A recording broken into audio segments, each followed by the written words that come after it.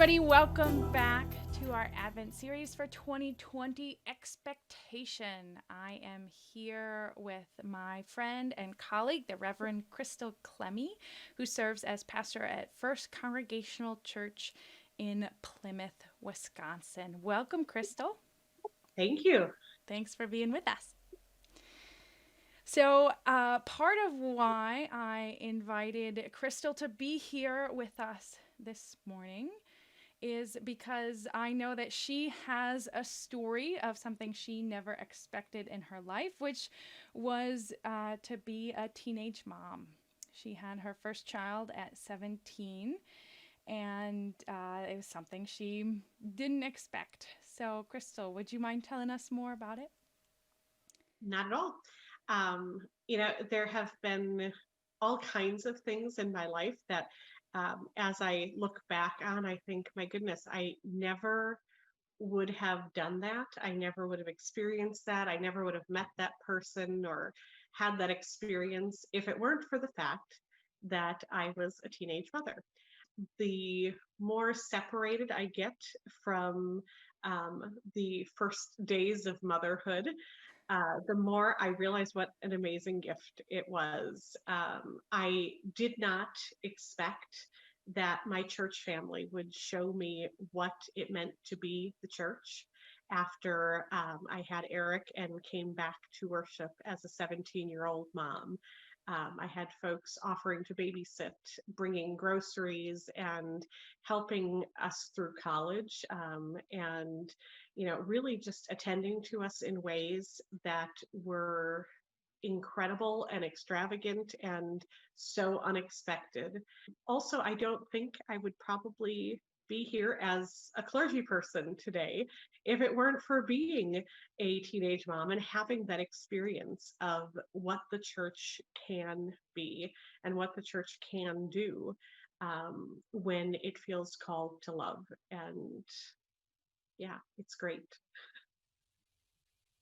That's beautiful. It's beautiful. And, I feel like I've heard some really unfortunate stories of the other side of that, of people who got pregnant unexpectedly very young and that their churches, kind of shut them out or turned them away or, you know, basically in more or less words said that they weren't welcome anymore. So it's really wonderful for me as a leader of a church and hopeful and inspiring to hear, I think, about churches that chose a different path there and the amazing difference that that's made in your life, that you experienced God and God's love through those people in that moment in your life. Absolutely.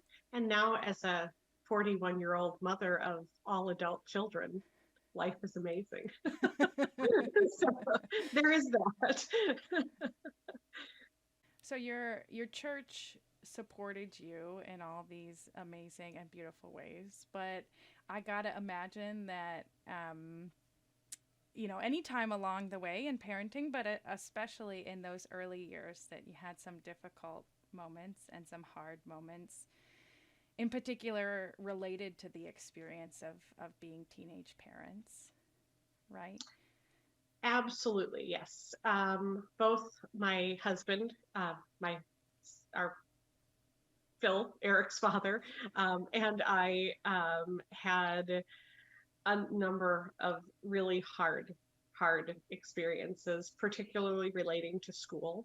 That we were informed that we were no longer welcome as part of National Honor Society or as representatives of sports teams or other extracurriculars because we weren't the type of people that they wanted representing the school.